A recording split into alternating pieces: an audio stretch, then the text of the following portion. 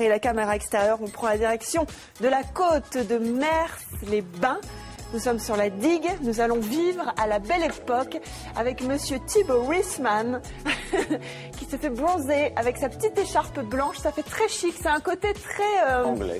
Très anglais, c'est ça. So British. Voilà. Bonjour Gontran, bonjour Julie. Vous l'avez dit, écoutez, on va pas bouder notre plaisir aujourd'hui à se trouver sous le soleil de Mers-les-Bains. Regardez le bonheur. La plage, rien que pour nous, des galets qui peuvent recevoir des serviettes et des petites paillasses pour bronzer ou des pêcheurs. Regardez, il est tout seul, mais il a la belle ville, monsieur-là. Il est bien, il est au calme, il a la mer rien que pour lui. Et quand on retourne la caméra, bon, vous le connaissez le décor, mais on va pas non plus là encore bouder notre plaisir à vous montrer ce front de mer absolument magnifique. Extrêmement coloré, vous l'avez dit, c'est la belle époque ici. C'était vraiment l'époque des congés payés où les Parisiens venaient passer leurs vacances dans des maisons bourgeoises absolument magnifiques. Ces maisons, on va en parler justement, on va les visiter, vous allez voir, c'est quasiment des châteaux qui sont totalement réhabilités pour du tourisme ou pour de l'habitation privée. Il y a même des concours de restauration pour essayer de redonner de la couleur à ces maisons parce que ça coûte cher et parce qu'il faut quand même entretenir un petit peu tout ce patrimoine. Puis de l'autre côté du front de mer, on le voit, on le distingue là-bas, le bâtiment blanc. Derrière le bâtiment blanc, il y a un immense centre aquatique qui va être ouvert aussi. On va vous présenter tout ça, Julie, dans un instant. Rendez-vous sous le soleil de Mers-les-Bains. Prenez votre temps parce que franchement, on est bien. On n'est pas pressé pour une fois. Ça marche, Thibaut. On va vous voir d'ici 5 toutes petites minutes. Temps de partir du côté de Mers-les-Bains pour retrouver Thibaut.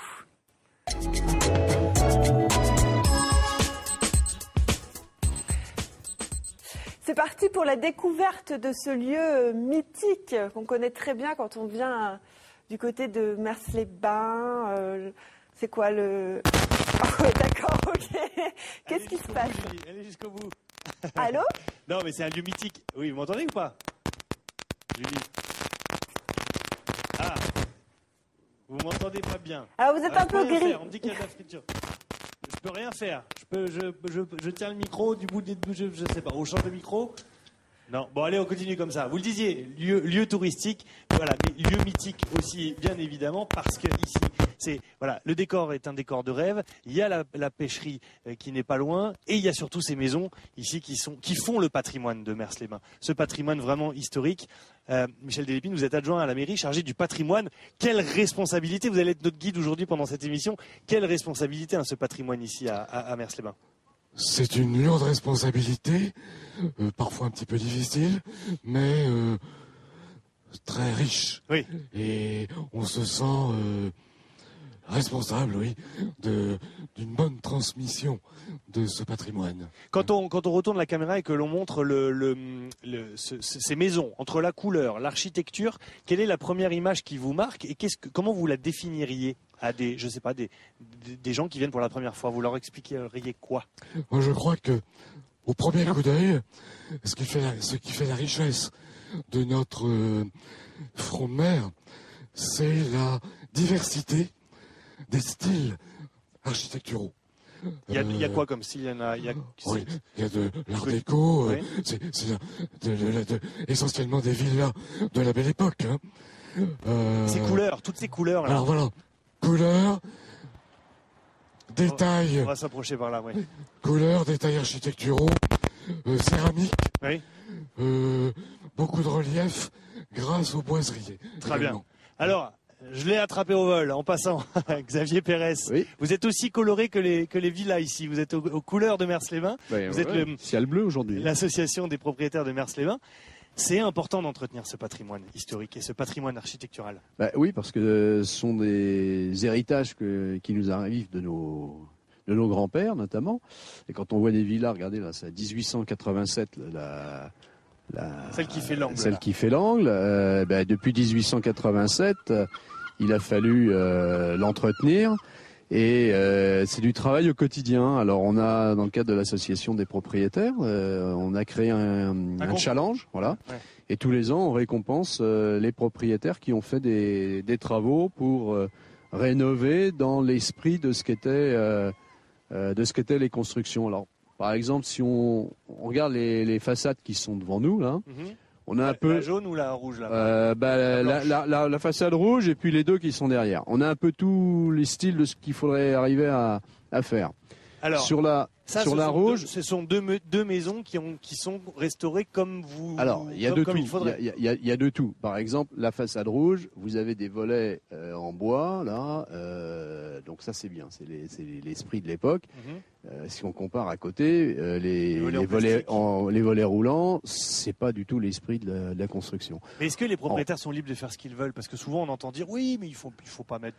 Non, des trucs, les propriétaires, depuis qu'on a un secteur sauvegardé, c'est donc une réglementation. On est dans un quartier protégé. On est dans un secteur sauvegardé, donc les propriétaires sont tenus de respecter le règlement du secteur sauvegardé, qui prévoit notamment que aujourd'hui on pourrait pas remettre des volets roulants. Alors par exemple, en rez-de-chaussée ici, on a l'inverse. On a des gens qui ont remis des volets en bois pliables, et puis qui ont fait l'effort de refaire une frise avec des céramiques. Bon. Au-dessus, au premier étage, vous avez des balcons en fer forgé qui ont été refaits complètement. Alors que si on regarde la villa d'à côté, là, la brique rouge, le balcon en alu avec des barres toutes droites, ça, c'est pas du tout le style de l'époque. D'accord. La villa complètement sur la gauche, ils sont en train de restaurer les balcons. Là, on voit bien que les balcons ont été déposés. Donc, ils ont fait une demande auprès de la mairie pour faire des modifications de façade. Et puis, ils vont refaire des balcons dans l'esprit de ce qu'était l'époque. Pourquoi ils n'ont pas encore changé les volets, mais ça va venir. On peut espérer. Mais il faut leur en donner les moyens. Qu'est-ce qu'ils ont à gagner? Il y a de l'argent. Très concrètement, il y a un chèque. On donne un chèque aux vainqueurs du challenge tous les ans au moment de notre réunion au mois de juillet ou au mois d'août. Pourquoi est-ce qu'on leur donne des noms, Michel Delépine? Pourquoi est-ce qu'on leur donne des noms à toutes ces maisons? On a Occident, on a Fantaisie, on a vu Picardie tout au bout là-bas. Jacques, c'est directement lié à l'histoire et à la genèse de ce quartier, où les propriétaires constructeurs ont, pour différentes raisons, parfois même personnelles, attribué ce nom. Et nous entendons bien les conserver, ces noms. D'accord. Quartier protégé, pour terminer, ça veut dire quoi concrètement? C'est-à-dire que c'est comme un parc naturel, on a une politique différente du reste de la ville, par exemple? Disons que tous travaux d'entretien ou de changement, de huisserie ou autre, sont soumis à déclaration. Et il y a un cahier des charges à respecter, en évitant, bien sûr, ces matériaux un peu trop modernes, c'est pas le matériau lui-même qui est condamné, c'est surtout le changement que cela entraîne. Des châssis beaucoup trop épais, des petits bois qui disparaissent, qui s'abîment, qui retirent de la personnalité à la façade. Très bien. Merci beaucoup. Bon courage pour le concours, Xavier Pérez, que vous organisez avec tous ces propriétaires qui s'investissent. Michel, on continue, on va s'approcher. On va aller voir un petit peu les cabines de plage, tiens, parce que ça fait partie de l'architecture aussi de la plage. Julie, à tout de suite, à Mers-les-Bains en direct. À tout de suite, Thibaut. On vous retrouve dans quelques instants pour continuer de découvrir ce merveilleux endroit de la côte Picarde à Mers-les-Bains. Regardez. C'est pas les planches de Deauville, c'est les planches de Mers, là. Vous avez tout compris, Julie. Retour en direct ici à Mers-les-Bains. On en a trouvé deux, tranquilles, sur leur cabine de plage. Ils attendent la marée avant d'aller pêcher. Vous êtes prêts ou pas à aller pêcher là? Oui, on est prêts. On va aller faire des équilles. Et les crevettes aussi. Ah, c'est fini les crevettes, la marée est trop montée là. Pardon. Pourtant, vous me l'aviez déjà expliqué ce matin. Bah oui, mais ça y est, on a fait les crevettes ce matin et maintenant on fait les équilles. Je vous laisse faire. C'est vous le patron. Paul Simon. C'est quoi les équilles d'ailleurs? Ce sont les petits poissons. Demandez à c'est quoi les équilles alors? Les petites orphies. Alors là, ça vous dit rien non plus. Les petites orphies, ça fait comme une petite anguille qui vient migrer.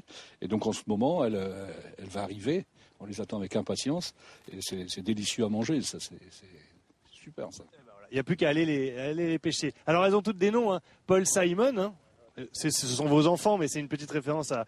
Vous auriez pu mettre Johnny Hallyday, moi je sais pas, Requiem pour un fou de Johnny Hallyday par exemple, ça aurait avec des petites notes de musique, ça aurait été... Là c'est la trinquette, et la trinquette c'est une voile d'avant de bateau. Et c'est la fête aussi là-bas. Ça ne veut pas dire forcément la trinquette. Très bien, bon allez, on vous laisse tranquille, puisqu'on ne voudrait pas perturber la pêche. Merci beaucoup en tout cas.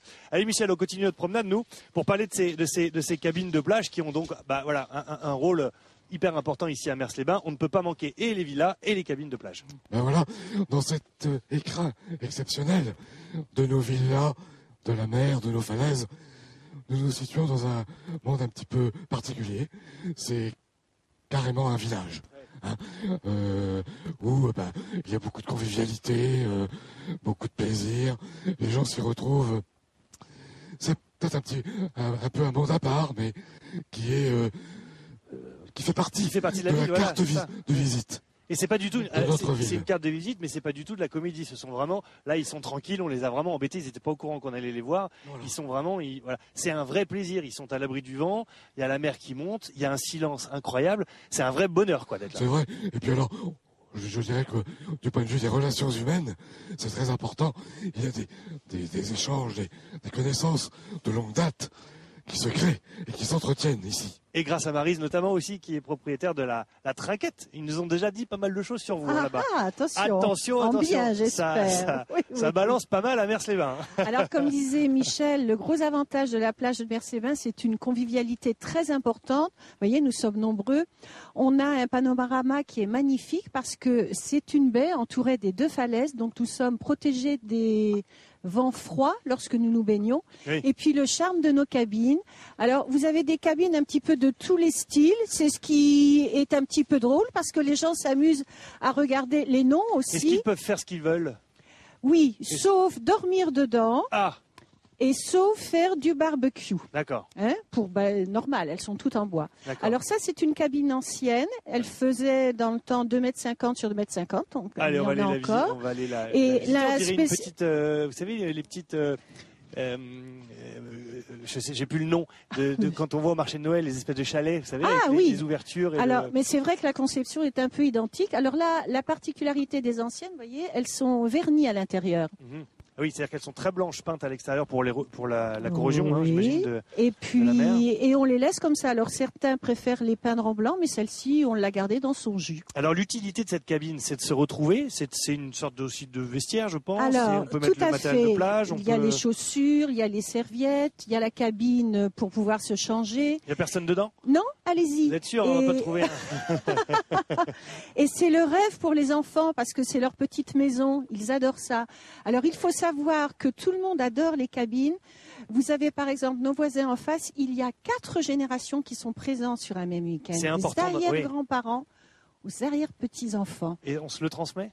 Et ils sont là ensemble, encore, 4 générations présentes. Et nous faisons des repas le dimanche, même en semaine, vous avez vu, avec les pêcheurs. C'est une petite résidence secondaire finalement, dans laquelle on ne dort pas, mais dans laquelle on se retrouve pour la journée. Et pour nous, c'est très important et on refuse les invitations à l'intérieur des terres parce que le bonheur de la plage, c'est d'être au soleil couchant et d'avoir son panier. Nous habitons derrière, mais avec les amis, nous remontons chercher notre panier, un petit verre de vin, et c'est le grand bonheur. La journée se déroule. Est-ce qu'aujourd'hui on peut facilement acquérir une cabane de plage? Cabine de plage, j'ai fait exprès pour vous. Il le fait exprès. Alors non, parce que, comme vous avez pu remarquer, elles sont déjà assez nombreuses quand même. Nous avons près de 400 cabines. Et on n'a pas le droit de monopoliser entièrement le littoral. Donc ça, c'est le problème de gestion de la mairie. Michel ne me contredira pas. Il y a de la demande. Donc ce n'est pas. Il y a énormément de demandes. Donc des gens partent de raisons diverses et peuvent prendre un emplacement, mais ce n'est pas évident du tout. Michel, si jamais il y en a une qui se libère, Julie et moi, on est d'accord, on en baptise une Picardie matin et ça fait une base arrière de l'émission. Si vous êtes d'accord. Tout à fait. Vous engagez. Il y a des témoins. D'accord, très bien. Merci beaucoup, Maryse, en tout cas. Merci à vous. Et puis, continuez à être heureuse au soleil. Ah oui, il fait toujours beau à Mers. Regardez. Merci beaucoup. Merci. Allez, au plaisir. Et bonne journée à vous. Michel, on va traverser la rue et puis direction la villa. Une belle villa qu'on va aller visiter dans un instant. Vous allez voir, Julie, la vue, mes aïeux. À tout de suite. Génial, Thibault, la négociation pour la cabine. Hein. Je signe tout de suite. Au poil. Il a dit oui. C'est dans la boîte, merci.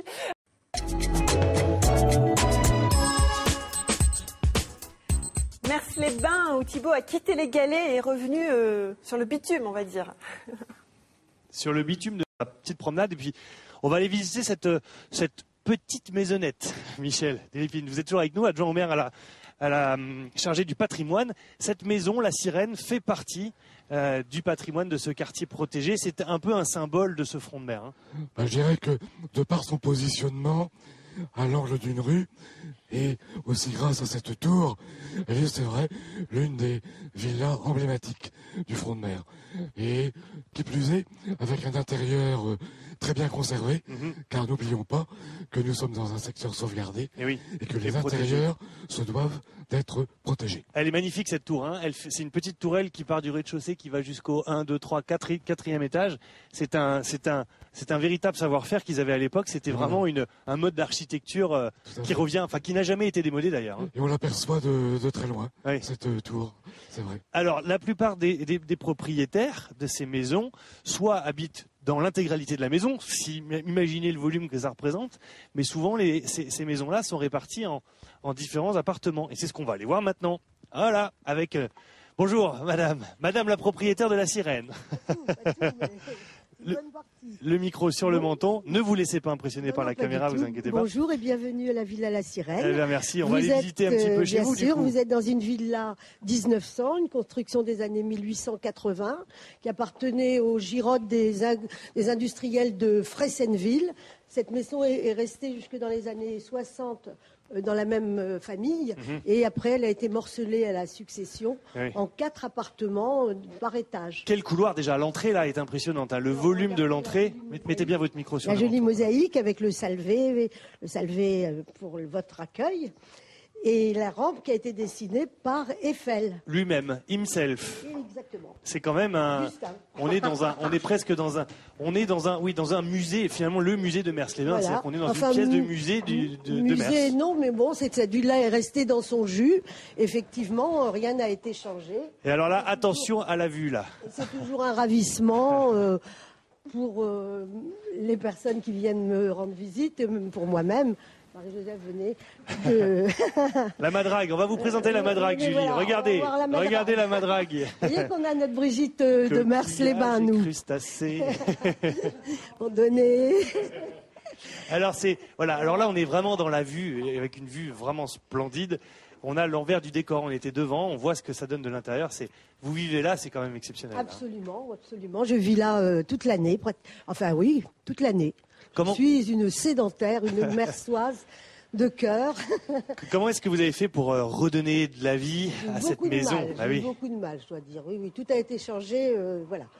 Là, c'était des portes fermées. Alors, ça, c'est la tourelle. À droite, c'est la tourelle. Hein. On va voir quoi ça. La salle de bain, vous voyez, tout a été transformé. Bon, il y avait de la matière aussi pour réussir. La tourelle, c'est la tour, oui.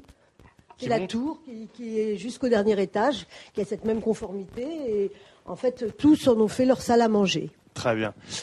Michel, qu'est-ce qu'on peut dire de plus de ce que vient de dire Daniel? C'est vraiment une maison... Lorsqu'on entre dans un tel intérieur, on a quasiment la larme à l'œil. Avec les pivoines sur tellement c'est beau.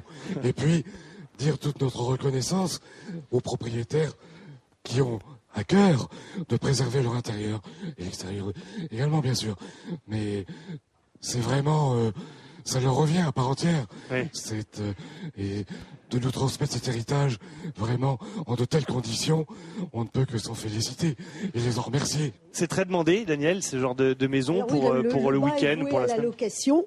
Donc c'est une location. On va descendre. Allez, on va descendre. Allons-y.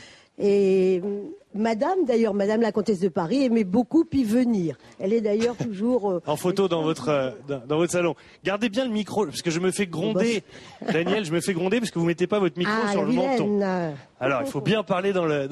Donc, nous allons descendre au rez-de-chaussée qui est un appartement de la même taille, meublé aussi en Louis-Philippe, comme l'époque de la villa. Micro, Daniel. Restez dans son jus. Ah si, je suis sûr qu'on m'entend là. Non. Ah non, c'est le placard. C'est la cave, pardon. Excusez-moi. Allez-y. Donc, voilà. Vous avez toujours la même vue. Une petite terrasse en plus, ce qui n'est pas désagréable. Quel volume, encore une fois. C'est toujours 122 mètres carrés face mer. Ah ben voilà.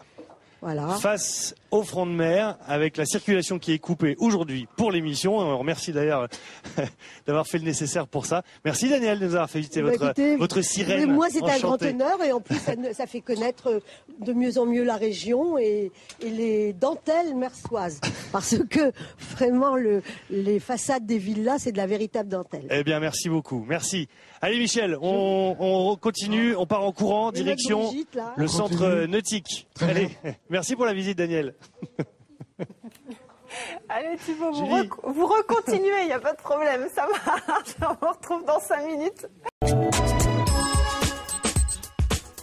Et oui Julie, retour ici à Mers-les-Bains avec le dernier aspect qu'on voulait vous présenter de cette ville. Michel, vous allez nous en parler avec encore beaucoup de passion. C'est ce nouveau centre aquatique qui va encore renforcer l'image de la ville. C'est encore un élément en plus au cœur de Mers-les-Bains. Mais écoutez, je dirais que le rêve est maintenant devenu réalité. Après cette piscine que nous avions au bout de 40 années de Espérez. bons et loyaux services qui va fermer, nous voici dans ce nouveau complexe qui n'est pas simplement, je dirais, un bassin basique d'apprentissage de la natation, mais véritablement un complexe ludique et touristique. Alors Alain Briard, vous êtes avec nous aussi, vous êtes le président de la communauté de communes Brel-Maritime. de Brel-Maritime, voilà. Tout à fait. Vous êtes aussi à l'origine de ce centre. Il était espéré, il était voulu, il est enfin arrivé. On inaugure le 8 juillet ce centre aquatique. Voilà. Alors, on l'inaugure pas le 8 juillet, on l'ouvre le 8 juillet. Voilà. Il est attendu depuis très longtemps puisque je peux même vous raconter une anecdote. En me promenant un jour sur l'esplanade, je suivais un couple de personnes âgées et il y avait juste le panneau qui indiquait début de chantier et on faisait on injectait les pieux béton et le monsieur dit « Ah, elle commence la piscine !» et la dame répond « Oh, ça fait 30 ans qu'ils en parlent, elle se fera jamais. » Eh ben voilà. Aujourd'hui, elle est faite. Alors, adressez-vous à la caméra et dites-lui, ça y est madame, la piscine est là. Voilà, je peux lui redire, madame, elle ne se souvient plus de moi, moi je me souviens un peu d'elle. Et voilà, le centre aquatique est là, il est ouvert et il va ouvrir, il sera un élément important du territoire. Alors, on a une image incroyable quand on est dans cette piscine. C'est d'abord cette piscine qui est plutôt agréable, avec la vue sur mer et avec tout un tas d'activités qui sont proposées ici. Oui, on n'est plus dans une piscine, on est dans un centre aquatique où on peut nager, on peut se détendre, on peut faire de ce qu'on appelle d'un mot simple la musculation ou le fitness, puisqu'il y a des salles dédiées. Il y a de quoi se reposer. Et on espère, avec les équipements extérieurs, attirer la clientèle que la fraîcheur de la plage pourrait peut-être rendre frileuse. Voilà. Ça, c'est bien de tenir compte de la météo. On n'est jamais à l'abri d'un coup de vent, d'un air frais. Alors là, voilà, le centre, pour le moment, il y a aucune décoration, mais l'essentiel est posé. L'eau est déjà à température. Oui, l'essentiel est fait, quoi, finalement. L'essentiel est fait. On est vraiment dans la phase finition. Et j'avais des inquiétudes, mais quand on voit la vitesse à laquelle ça avance, non, je pense qu'on sera prêt. Et puis l'ingénieur de chantier, Gaël Courmont, n'est pas à son premier centre aquatique et il est formel, ce sera prêt, top prêt pour le grand jour. Ça s'inscrit, Michel, dans le cadre de la ville, dans le fonctionnement de la ville et dans l'architecture de la ville. Ça a été respecté. C'est vrai que les couleurs, c'est très coloré comme les villas qu'on a vues tout à l'heure. Oui, les matériaux, les couleurs s'intègrent bien dans ce site exceptionnel de notre secteur sauvegardé. C'est patrimoine exceptionnel bâti. Oui. Et faut-il ajouter aussi patrimoine exceptionnel naturel entre nos deux falaises. Oui, c'est vrai qu'on le voit pas, c'est-à-dire qu'il s'inscrit bien dans le paysage. Il y a la gare qui est juste derrière, on voit la gare tout au fond là-bas, la gare avec les trains qui passent, et puis eux de l'autre côté. C'est vrai que quand on se promène, il est presque noyé dans la ville. C'était une volonté du conseil communautaire et que l'architecte a très bien ressenti. On ne souhaitait pas arriver en opposition avec le secteur sauvegardé. On a essayé de s'intégrer. Maintenant, la gare que vous évoquez, c'est pas la plus belle face, c'est pas la plus belle vue du centre aquatique, mais on a l'honneur d'avoir un train qui arrive. C'est juste tout proche, bien sûr, bien sûr. Venir à pied jusqu'au centre. Alors c'est aussi on parlait du train qui arrive. Le Clermontois arrive. Là, c'est des futurs clients. Sûrement. Un centre aussi extérieur avec des toboggans. Voilà, un centre extérieur avec de l'attrait parce que on s'est dit que la plage était parfois fraîche et que, ma foi, à l'abri du vent comme on est situé sur cette zone, ça peut être très agréable et très confortable. Et puis on a voulu ce côté ludique pour en faire un équipement touristique important, structurant. Vous attendez combien de personnes à peu près? Parce que c'est difficile, c'est quand même on est dans une station balnéaire avec un centre aquatique. On se dit, voilà, est-ce que vous pensez récupérer un peu des plagistes? Ah oui, sûrement, oui, sûrement. Après, il y a un chiffre maximum de fréquentation que je ne connais pas bien, mais les gens qui gèrent vous le diront, c'est quand même assez conséquent vu la taille du bâtiment. Très bien. Donc, ouverture le 8 juillet. Cet été, on peut y aller quand on veut? On va pouvoir y aller quand on veut? Oui. Théoriquement, les plages d'ouverture sont grandes. Et on est grosso modo sur une formule simple, 10 heures, 20 heures, me semble-t-il. Mais tout ça, ce sera diffusé dans la presse avec. Et puis sur Internet, j'imagine. Et sur Internet, puisqu'il y a un site dédié au centre des falaises. D'accord. Alors tout à l'heure, vous nous parliez de la piscine et on va terminer avec ça. Julie, hop, je passe devant. On y va presque au pas de charge parce que, Michel, tout à l'heure, vous nous parliez aussi du fait que c'était un centre de sport. On va montrer juste cette image pour dire qu'il y a un sauna, il y a un jacuzzi et il y a de quoi faire du sport dans l'eau, du vélo dans l'eau notamment. Voilà, tout à fait. Voilà, tout est ici et en place. Ah, le jacuzzi est vide, mais il va pas tarder à être rempli. Bravo en tout cas pour ce projet. Ça y est, c'est parti. Alors vous êtes juste trompé, il n'y a pas un sauna, il y en a deux. Ah, il y en a deux. Il y a deux saunas. Très bien. Et le hammam est à 2 zones de température distinctes. Bon, c'est ce qui se fait aujourd'hui, c'est tout. Très bien. Voilà. Merci en tout cas. Merci de nous avoir présenté cet endroit. Michel, merci de nous avoir accompagnés dans cette émission. Tout de suite, le mot de la fin, Julie, sur la plage. On y retourne. On espère bien, Thibaut, retourner sur la plage avec vous. Allez,